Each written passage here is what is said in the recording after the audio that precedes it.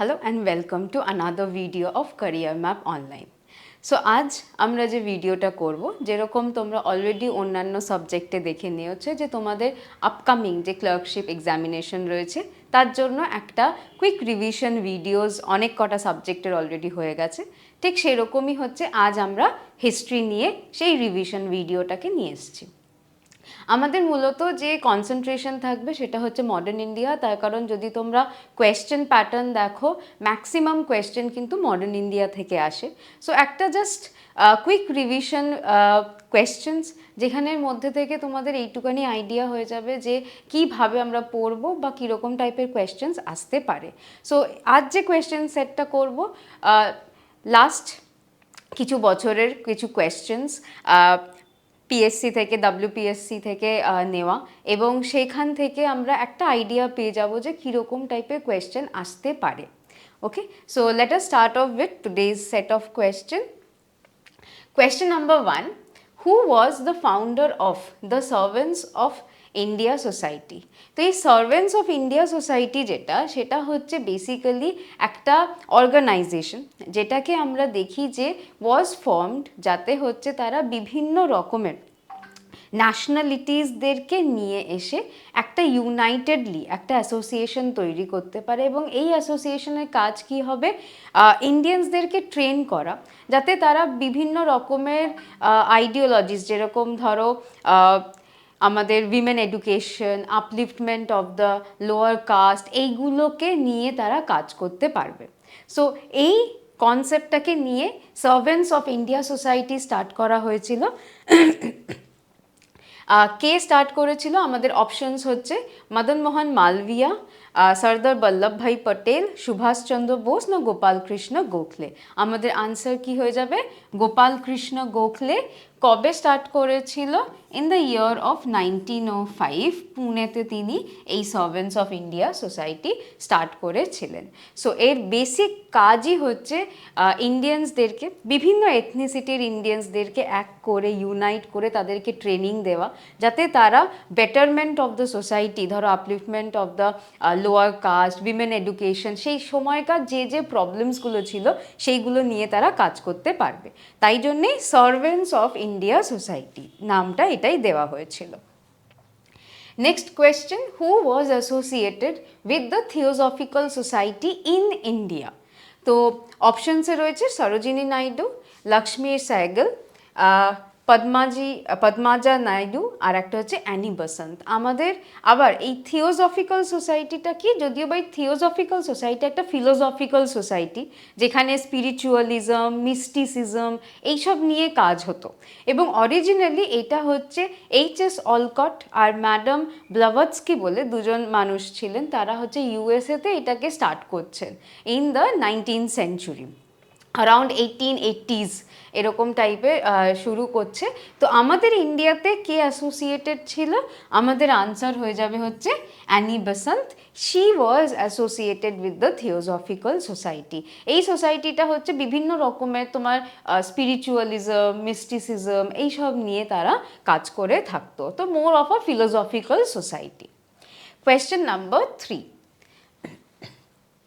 The third annual conference of Indian National Congress was held in, আমি বারে বারে বলেছি আমার মেজরিটি PYQs বলো বা রিভিশন সিরিজে যে এই ন্যাশনাল কংগ্রেসের যে সেশনসগুলো হয় সেগুলোকে নিয়ে কিন্তু প্রায় কোয়েশ্চেন আসে, দোজ আর ভেরি ইম্পর্টেন্ট।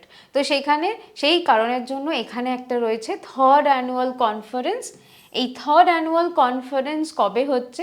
যদি আমরা 1885 is the start of national Congress, তাহলে 1886-এ হচ্ছে সেকেন্ড রাউন্ড ন্যাশনাল কংগ্রেসের সেশন হচ্ছে। থার্ডে কি হচ্ছে? থার্ড হয়ে যাবে কোনটা? 1887-এ। তো তাহলে আমাদের ইয়ার হয়ে গেল 1887, যবে third conference of Indian National Congress হচ্ছে। এবার আমাদের নেক্সট কোয়েশ্চেন হচ্ছে কোথায় হয়েছিল? বম্বে, ক্যালকাটা, লখনউ না মাদ্রাস? বম্বেতে তো ফার্স্ট হয়েছিল, ঠিক আছে, ক্যালকাটাতে সেকেন্ড, তাহলে আমাদের আনসার কি হয়ে যাবে? মাদ্রাস। মাদ্রাসে থার্ড হচ্ছিল।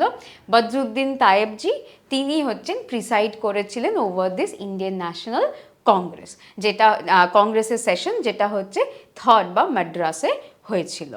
Fair enough. Next question number 4, who was associated with the sunset law? এই সানসেট লটা আমরা কোন সিস্টেমের মধ্যে পাই? পার্মানেন্ট সেটেলমেন্টে পাই। পার্মানেন্ট সেটেলমেন্ট তাহলে কে স্টার্ট করেছিল?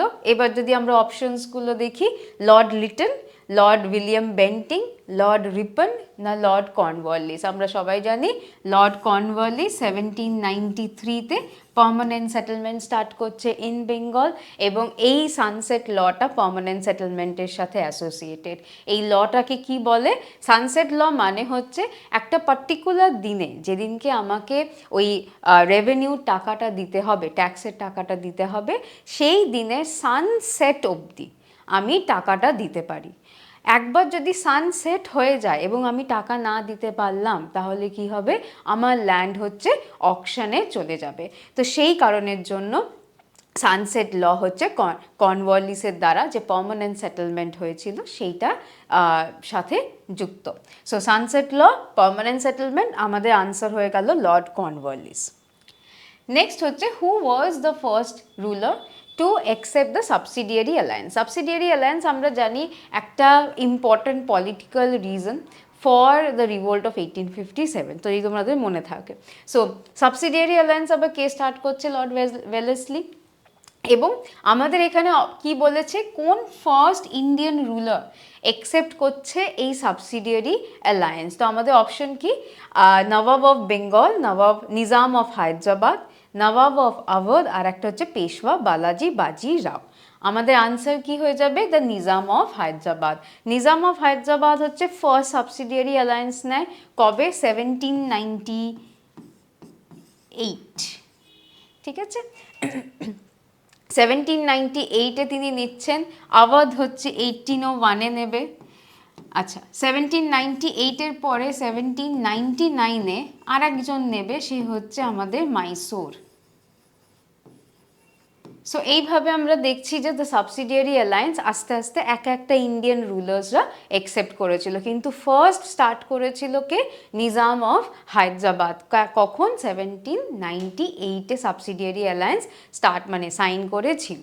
সাবসিডিয়ারি অ্যালায়েন্সের ব্যাপারে আমার আগের ভিডিওতেও বলা রয়েছে, তোমরা সেখানে গিয়েও দেখতে পারো। সাবসিডিয়ারি অ্যালায়েন্স বেসিক্যালি একটা বন্ধুত্ব বিটুইন দ্য ব্রিটিশ আর হচ্ছে আমাদের ইন্ডিয়ান রুলার, কিন্তু সেখানে কি হবে না, সোলজার্স যারা থাকবে তারা হচ্ছে সেই রুলারের টাকাতেই তারা ওই কোর্ট বা ওই রুলারের আন্ডারে থাকবে। এবং একবার যদি কেউ সাবসিডিয়ারি অ্যালায়েন্স করে উইথ দ্য ব্রিটিশার্স, তারা আর অন্য কোনো অ্যালায়েন্স করতে পারে না with the other European powers. এইটাই ছিল হচ্ছে সাবসিডিয়ারি অ্যালায়েন্স। নেক্সট কোয়েশ্চেনে যাই। হু ফাউন্ডেড দ্য খুদাই খিদমতগার? মোহাম্মদ আলী জিনা, শায়দ ব্রাদার্স, সালিমুল্লাহ আর খান আব্দুল গফর খান। এইটার ব্যাপারে আমরা সবাই মোটামুটি জানি। খান আব্দুল গফর খান ইজ দ্য আনসার, যাকে আমরা ফ্রন্টিয়ার গান্ধীও বলে থাকি। তো তিনি স্টার্ট করেছিলেন খুদাই খিদমতগার কবে? 1929। এবং এরাও হচ্ছে একটা গ্রুপ অফ পিপল যারা হচ্ছে নন ভায়োলেন্টলি ডেমনস্ট্রেশনস বা বিভিন্ন প্রোটেস্টের দ্বারা তারা হচ্ছে ব্রিটিশকে আমাদের ইন্ডিয়া থেকে সরানোর চেষ্টা করেছিল, যাতে আমরা ইন্ডিপেন্ডেন্স পেয়ে থাকি। সো খুদাই Khidmatgar, servants of god, basically the servers of god, ভগবানকে যারা সার্ভ করছে, তো দ্যাট ইজ খুদাই খিদমতগার। এবং এটা খান আব্দুল গফর খান স্টার্ট করেছিলেন। এনাদেরকে আমরা খুব ভালো করে সিভিল ডিসওবিডিয়েন্স মুভমেন্টের সময় দেখি। নর্থ ওয়েস্ট ফ্রন্টিয়ার প্রভিন্স যেটা আছে, সেখানে খান আব্দুল গফর খান এবং তার খুদাই খিদমতগার পার্টি, তারা হচ্ছে কিন্তু খুব ফোর ফ্রন্টে একদম কাজ করেছিল during the civil disobedience movement. So that was Khan Abdul Ghaffar Khan. Next হচ্ছে the ryotwari system was first introduced in? তো রায়তবাড়ি সিস্টেম হচ্ছে আমাদের আর একটা রেভিনিউ সিস্টেম। পার্মানেন্ট সেটেলমেন্ট যেরকম একটা ছিল, আর একটা হচ্ছে আমাদের রায়তবাড়ি সিস্টেম। রায়তবাড়ি সিস্টেমটা কবে আসছে? 1820-তে আসছে। কে করছে? Thomas Munro. না, এই থমাস মুনরো তখন কে ছিল? থমাস মুনরো তখন হচ্ছে একজন গভর্নর জেনারেল ছিলেন। কোথাকার? এখানে আমাদের চারটে অপশন দিয়েছে, একটা হচ্ছে বেঙ্গল, দিল্লি, মাদ্রাস না গুজরাট। তো তো আমাদের আনসার হয়ে যাবে মাদ্রাস। তখন থমাস মুনরো তখনকার গভর্নর জেনারেল অফ মাদ্রাস ছিল। ইন 1820s আমরা দেখছি দ্য রায়তওয়ারি সিস্টেম স্টার্ট করা হয়েছিল। আর একটা কীভাবে তোমরা মাথায় রাখতে পারো ইজ এই ওয়ার্ডটা, এই যে ওয়ার্ড যেটাকে আমরা রায়ত বলে থাকি, রায়ত হচ্ছে সাউথ ইন্ডিয়ান ফার্মার্সদেরকে রায়ত বলা হয়। তো সেই কারণের জন্য তোমরা এখানে মোটামুটি একটাই জায়গা আছে যেটা সাউথ ইন্ডিয়া, সো মাদ্রাস। যদি এখানে যদিও বা বম্বে থাকলে সেখানেও কিন্তু একটু কনফিউশন হতো, বাট রায়ত সাউথ ইন্ডিয়ান ফার্মার, সেই কারণের জন্য মাদ্রাস হচ্ছে সেই জায়গাটা যেখানে রায়তওয়ারি সিস্টেম ইন্ট্রোডিউস করা হয়েছিল। তো পার্মানেন্ট সেটেলমেন্ট, রায়তওয়ারি সিস্টেম, আর একটা যেটা হবে সেটা হচ্ছে মাহালওয়ারি সেটেলমেন্ট। মাহালওয়ারি সেটেলমেন্ট হচ্ছে মাহাল হিসাবে, মানে মাহালটা কি ছিল, ভিলেজ হিসাবে। তো এইটা হচ্ছে আমরা নর্থ ওয়েস্ট প্রভিন্স মানে উত্তরপ্রদেশ, আগ্রা, এই জায়গাগুলোতে দেখি। এবং এইটা হচ্ছে আর একটা সিস্টেম যেটা হচ্ছে ভিলেজ হিসাবে তারা হচ্ছে পুরো ট্যাক্সেশনটা করে থাকতো। So that was another important system, যেটা হচ্ছে ওই রেভিনিউ, অ্যাগ্রেরিয়ান রেভিনিউর জন্য স্টার্ট করা হয়েছিল। তো একটা হচ্ছে আমাদের পার্মানেন্ট সেটেলমেন্ট, একটা হচ্ছে রায়তওয়ারি সেটেলমেন্ট, আর একটা হচ্ছে মাহালওয়ারি সিস্টেম। তো এই তিনটে ছিল আমাদের তখনকার agrarian systems. Next, question number 8. Which one is not true about the Pune Pact? Pune Pact আমরা জানি যে কবে হয়েছিল, কার মধ্যে হয়েছিল এবং কেন হয়েছিল। তো let us now look into the statements। প্রথমে আগে স্টেটমেন্টটা দেখি, তারপরে স্টেটমেন্ট এতে বলছে Pune Pact was an agreement between Mahatma Gandhi and Dr. B.R. Ambedkar.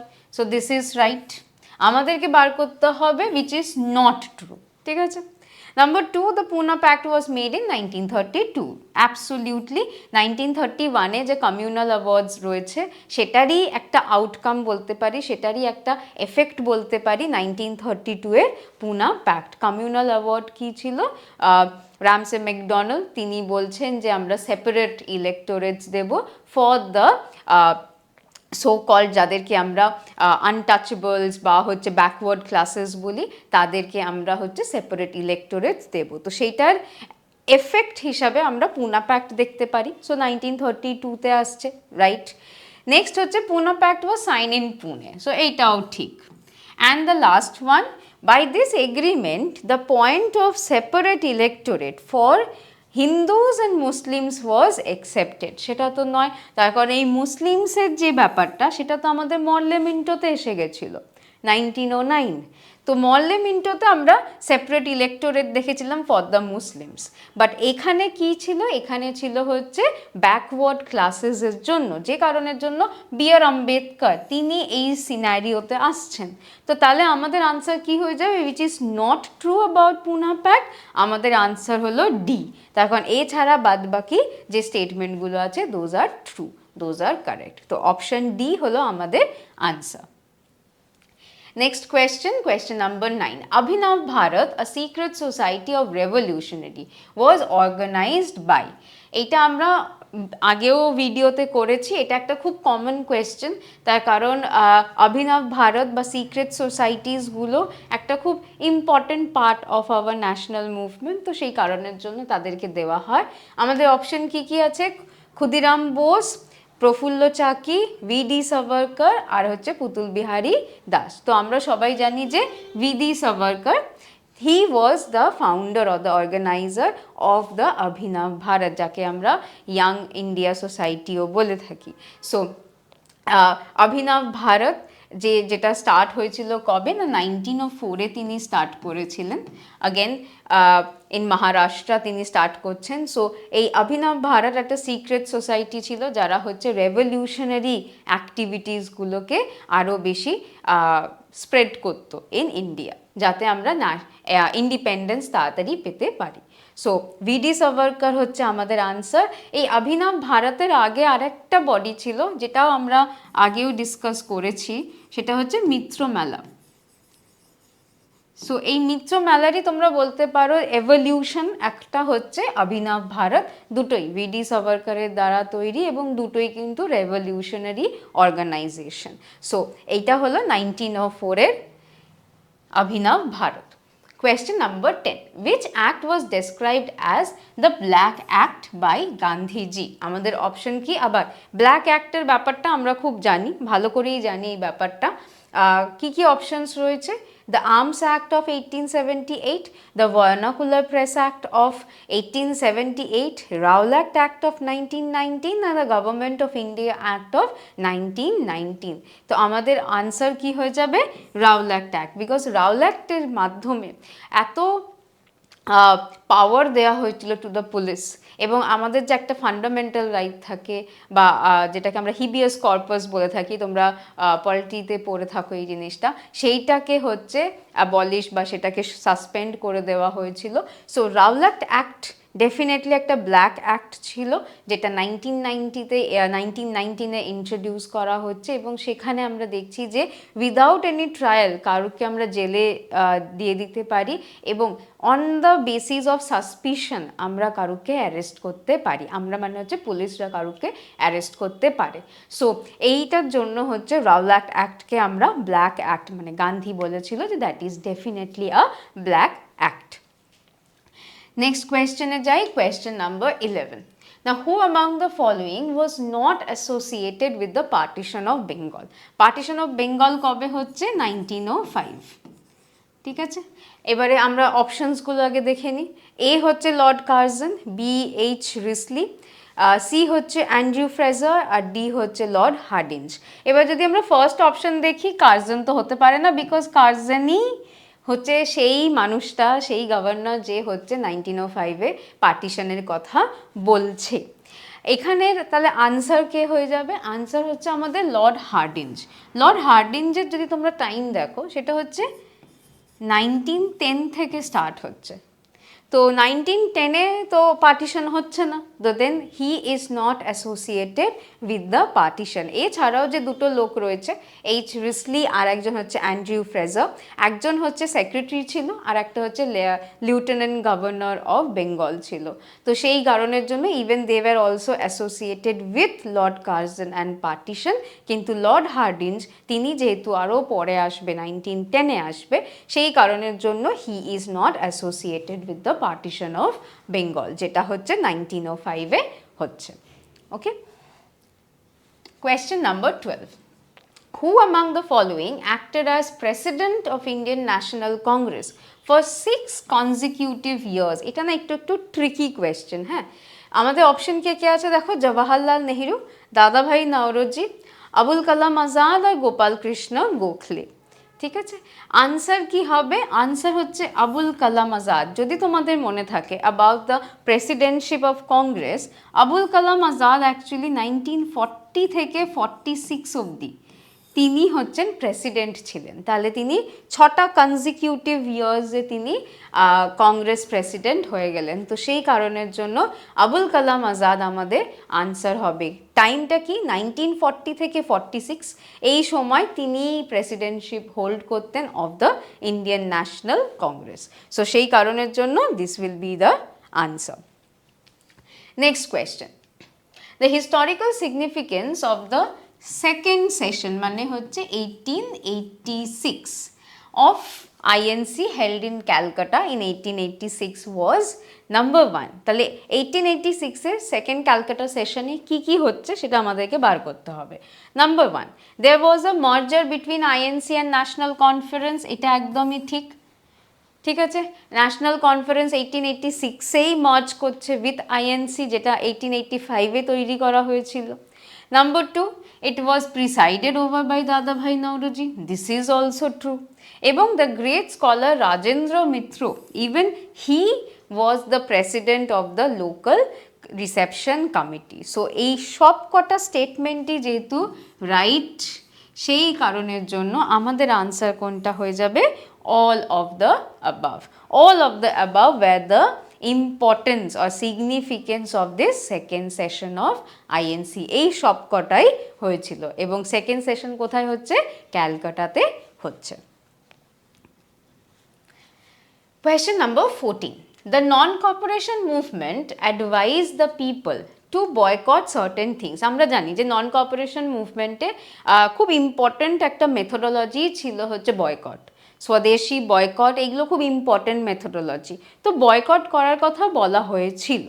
এবার আমাদের কোয়েশ্চেন হচ্ছে কোনটা ইনক্লুড ছিল না। তো বয়কট তো আমরা, গান্ধী অনেক কিছু জিনিস বয়কট করতে বলেছিল, তো সেইগুলোর মধ্যে কোন জিনিসটা ফ্রম দ্য অপশনস বয়কট করতে উনি বলেননি। আমাদের অপশন কি কি দেখো, সারেন্ডার অফ টাইটেলস, এটা তো উনি বলেছিলেন করতে, ঠিক আছে। Boycott of foreign goods, definitely খুব important part of the boycott.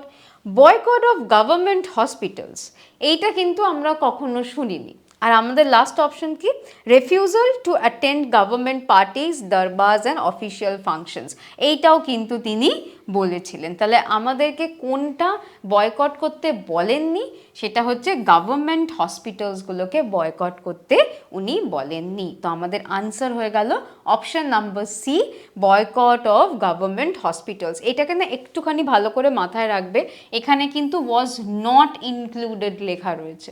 তো এই ছোট ছোট ওয়ার্ডগুলোকে খুব ভালো করে মাথায় রেখে তারপর আনসার করবে, না তো একটা ওয়ার্ডের জন্য ভুল হয়ে যেতেই পারে। হয়তো আমাদের মনে হলো এই নটটা নেই, সো ইনক্লুডেড আমাং দেম, এবং আমরা দেখছি এই ফরেন গুডস হচ্ছে সবচেয়ে ইম্পর্টেন্ট, তো আমরা এটাকেই টিক দিয়ে দিলাম, এরকম কিন্তু যেন না হয়। তো এই ছোট ছোট ওয়ার্ডগুলোকে প্লিজ ভালো করে দেখে তারপরে আনসার করবে।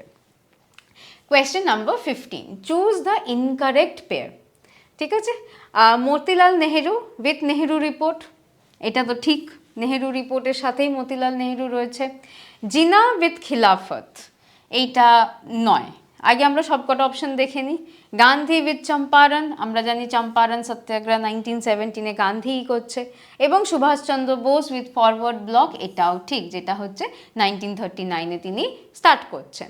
তাহলে আমাদের আনসার কি হয়ে গেল, জিনা উইথ খিলাফত মুভমেন্ট। তখন খিলাফত মুভমেন্টের লিডার্স কারা ছিল, দ্য আলী ব্রাদার্স। তো সেই কারণের জন্য এখানে জিনার কিন্তু সেরকম কিছু সিগনিফিকেন্ট রোল ছিল না। ইনফ্যাক্ট তিনি কিন্তু এই খিলাফত মুভমেন্টের সাথে অ্যাসোসিয়েটেড ছিলেন না। অন্যান্যরা সবাই কিন্তু যাবতীয় যে ইভেন্টের কথা বলা হয়েছে সেইগুলোর সাথে ডেফিনেটলি তারা হচ্ছে জড়িত রয়েছে। সেই কারণের জন্য অপশন বি আমাদের হচ্ছে অপশন, যেটা হলো incorrect pair. Okay, next question, which of the following is true of the Indian Councils Act of 1861? Options গুলো দেখে নি। It created an imperial legislative council with official majority. It provided for provincial legislative council with non-official majority. And it authorized the viceroy to report directly to the parliament on Indian affairs and all of the above. তো 1861-এ যে council's act আসছে সেটা actually হচ্ছে এই imperial legislative কাউন্সিলের কথা বলছে। তো সেই কারণের জন্য অপশন এ আমাদের আনসার হয়ে যাবে। What is Ulgulan? So basically Ulgulan আমরা কোন আপরাইজিং বা কোন মুভমেন্টের কথা বলে থাকি? আমাদের অপশন কি, Santhal uprising of 1840s and 50s, Kol uprising in the Chota Nagpur, Munda uprising in 1899-1900, এবং নান অফ দ্য অ্যাবাভ। আমাদের আনসার কি হয়ে যাবে, মুন্ডা আপরাইজিং, যেটা হচ্ছে বিরসা মুন্ডার আন্ডারে হচ্ছে তাদের ওপরে যে এক্সপ্লয়টেশন হতো বাই দ্য লোকাল অফিসিয়ালস, সেইটার এগেনস্টে তারা হচ্ছে এই আপরাইজিংটা করছে, এবং এইটারই আরেকটা নাম কিন্তু হচ্ছে উলগুলান। সো তাই জন্যে এইটার সাথে আমাদের মুন্ডা আপরাইজিংটা জড়িত। তো আমাদের আনসার ফর কোয়েশ্চেন নাম্বার 17 হচ্ছে মুন্ডা আপরাইজিং, যেটা হচ্ছে আমরা সাদার্ন পার্ট অফ রাঁচি ওই এরিয়াটাতে আমরা দেখে থাকি। Next question, question number 18. Which of the following is associated with the viceroyalty of Lord Hardinge? আবার একবার দেখে নি, লর্ড হার্ডিঞ্জ কবে আসছে, 1910-এ আসছে, রাইট? সো তাহলে 1910-এর পরে যা যা আমরা পাবো সেগুলো সব অ্যাসোসিয়েটেড হবে। সো নাম্বার 1 হচ্ছে repeal of partition of Bengal along the communal lines, এটা কবে হচ্ছে, 1911-এ হচ্ছে, যে পার্টিশন তুলে নেওয়া হচ্ছে। Number 2, separation of Odisha and Bihar from Bengal, এটাও হচ্ছে ওই পার্টিশন তুলে নেওয়ার পরেই হচ্ছে near about the same time. Transfer of capital of the Raj from Calcutta to Delhi, এটাও আমরা জানি 1911এই হচ্ছে, যখন আমরা দিল্লিকে অ্যাজ আওয়ার নিউ ক্যাপিটাল দেখতে পাচ্ছি। তো তাহলে আমাদের আনসার কি হয়ে যাবে? Answer is all of the above. এইগুলো সবই হচ্ছে হার্ডিঞ্জের সময় হচ্ছে, তার কারণ এইগুলো মোটামুটি 1911-এর আশেপাশেই হচ্ছে। সো সেই কারণের জন্য আমাদের আনসার হয়ে গেল all of the above. Next, which of these was or were the feature of swadeshi movement in Bengal? তো বেঙ্গলে যে স্বদেশী মুভমেন্ট চলছিল সেটা মোটামুটি হচ্ছে ওই আমাদের 1905-এর পর থেকে স্টার্ট হচ্ছে। তো সেখানে কি কি হতো? অপশন 1 বয়কট হতো। রেভলিউশনারি টেররিজম, হ্যাঁ কোথাও কোথাও এই টেররিজমটা ছিল, যেখান থেকে রেভলিউশন আনানোর চেষ্টা হচ্ছে। নাম্বার 3 ডেফিনেটলি ভলেন্টারি অ্যাসোসিয়েশন ছিল, মানুষেরা ভলেন্টারিলি এই মুভমেন্টের সাথে অ্যাসোসিয়েট হচ্ছিল। তাহলে এইটারও আমাদের আনসার কি হয়ে গেল?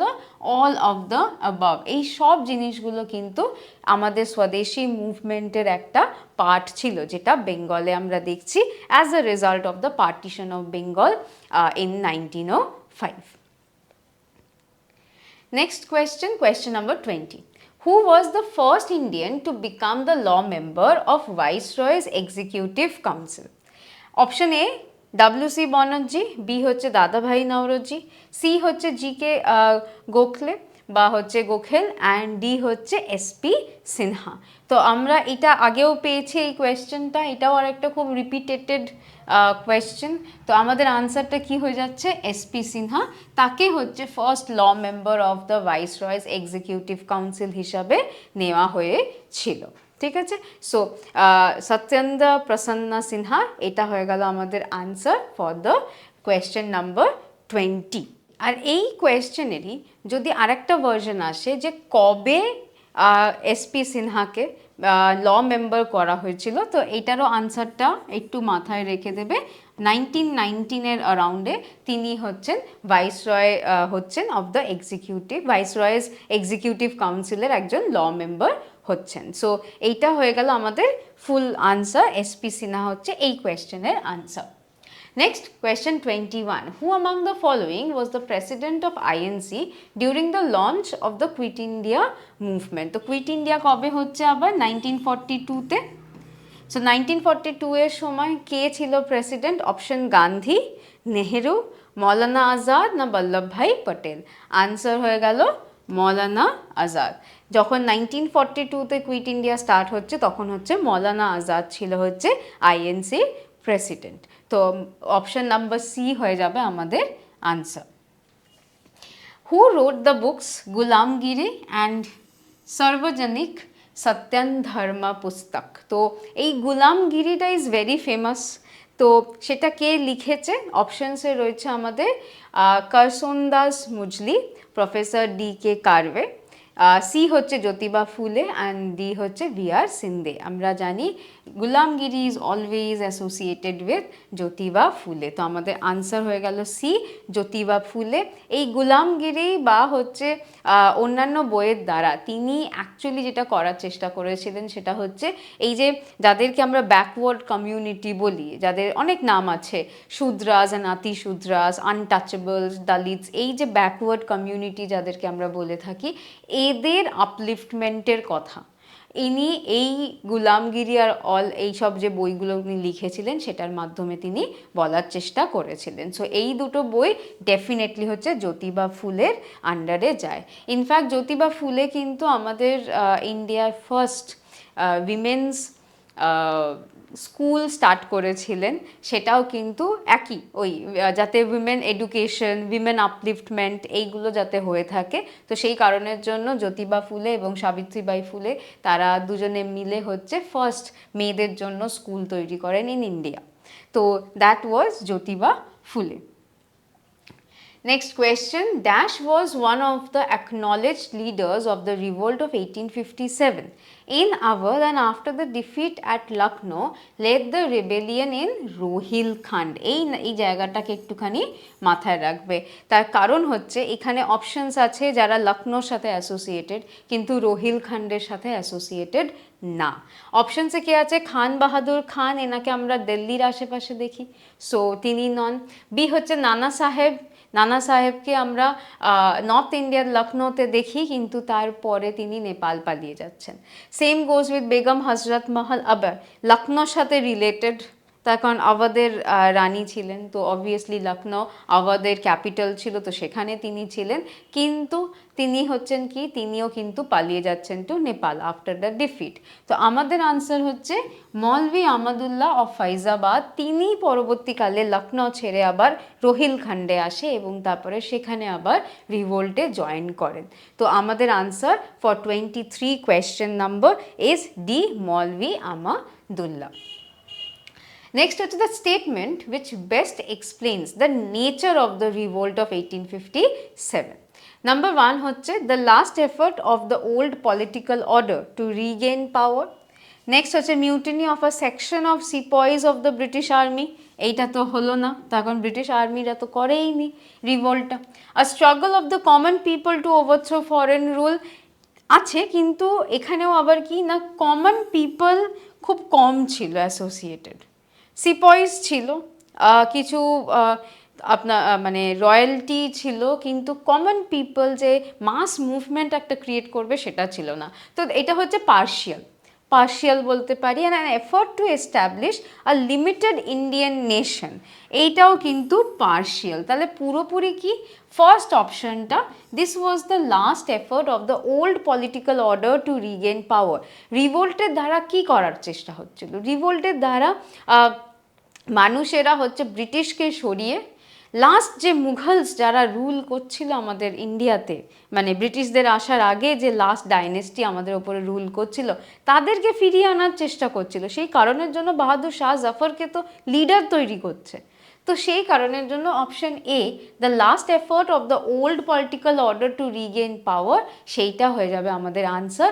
এই স্টেটমেন্টটা best describes the nature of the revolt of 1857. And the last question for today's set, who was elected as the president of All India Khilafat Conference, যেটা 1919-এ তৈরি হচ্ছে। আবার অল ইন্ডিয়া খিলাফত কনফারেন্সেরও কিন্তু কাজ একটাই, এই যে খিলাফত ইস্যু যেটা হয়েছিল regarding the caliphate of turkey, এই ইস্যুটাকে নিয়েই যে মুভমেন্টসগুলো হচ্ছিল, ইন্ডিয়াতেও মুভমেন্ট হচ্ছিল অফ দ্য মুসলিম কমিউনিটি, সেই মুভমেন্টগুলোকে চালনা করা বা অর্গানাইজ করা, সেটারই কাজ কিন্তু এই কনফারেন্সের। তো তার প্রেসিডেন্ট কে ছিল? Option A Mahatma Gandhi, B Shaukat Ali, C হচ্ছে এম এ জিনা, আর একটা হচ্ছে নান অফ দ্য অ্যাবাভ। আমাদের আনসার হয়ে যাবে Mahatma Gandhi, because Mahatma Gandhi was actually trying to bring this to people, মানে হচ্ছে মুসলিমস আর হিন্দুস টুগেদার। তো সেই কারণের জন্য খিলাফত কনফারেন্স যখন এই খিলাফত ইস্যু নিয়ে যখন তৈরি হচ্ছে, মহাত্মা গান্ধীকে করা হয়েছিল প্রেসিডেন্ট, যাতে কি হয় একটা অল ইন্ডিয়া একটা অ্যাড্রেস করা যেতে পারে through the popular name of Mahatma Gandhi. তো সেই কারণের জন্য মহাত্মা গান্ধী হচ্ছে অল ইন্ডিয়া খিলাফত কনফারেন্সের প্রেসিডেন্ট হিসাবে নমিনেট মানে চুজ করা হয়েছিল। সো দিস আর অল কিছু কোয়েশ্চেন্স যেটা লাস্ট ইয়ার্স এসেছে, এবং হোপফুলি এইগুলোর মধ্যে থেকেই এইবারেও আসবে এরকম টাইপের। The pattern will be hopefully the pattern will be like this. তো মোটামুটি একটা কুইক রিভিশন হয়ে গেল। আমি ডিটেলসে এখানে বললাম না এই কারণের জন্য, because most of this topic আমাদের ডিটেলড ভিডিও রয়েছে, সেইগুলোর দ্বারা যদি কোনো টপিকে তোমার মনে হয় যে রিভিশন দরকার, আমাদের চ্যানেলে এই টপিকগুলোর বেশ কিছু টপিক কাভার্ড রয়েছে, সেগুলো তোমরা দেখতে পারো। এবং এই রিভিশনের দ্বারা যদি তোমাদের কিছুটাও হেল্পফুল হয়, দেন প্লিজ লাইক শেয়ার কমেন্ট করো, যাতে আরও বেটার আমরা করতে পারি। তোমাদের সাজেশনস দাও কীরকম টাইপের জিনিস তোমরা চাইছো, সো দ্যাট আমরা ফিউচারে সেই সব ভিডিওসগুলোকে আনতে পারি। As of for now, thank you so much and all the best for the coming examinations. Thank you so much.